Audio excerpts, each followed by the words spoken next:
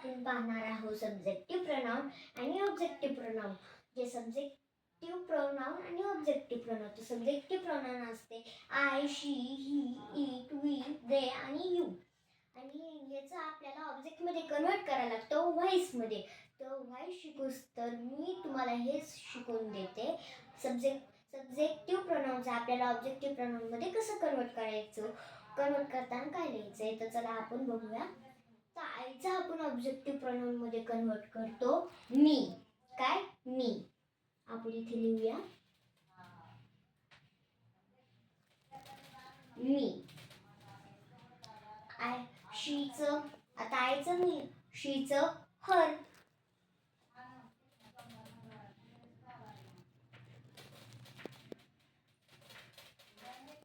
हर.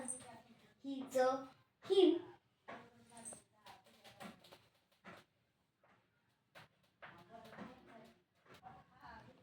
हिम. इटचं objective मध्ये काहीच बदल होत नाही.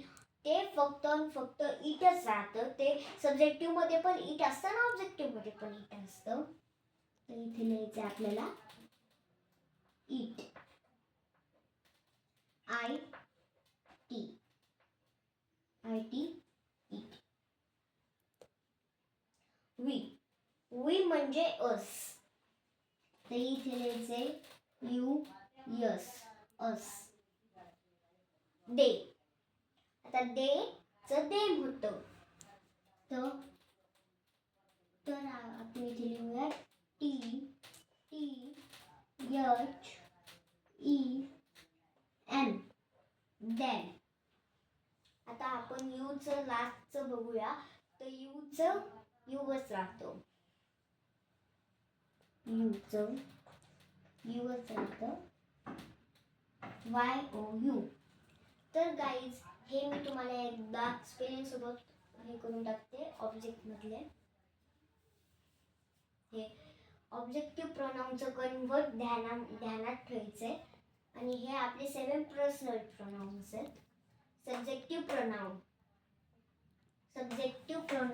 pronoun and objective pronoun. Subjective pronoun and objective pronoun. Subjective pronoun, objective pronoun. I means me. She means her. He means him. It means it. We means us. They means them. You means you. तर guys हे तुम्हाला आजचा short video म्हणजे short mini vlog तुम्हाला जर हा आवडला असेल तर ह्या चॅनलला लाईक करा, सबस्क्राईब करा आणि शेअर करा. भेटूया नेक्स्ट व्लॉगमध्ये. तोपर्यंत बाय बाय.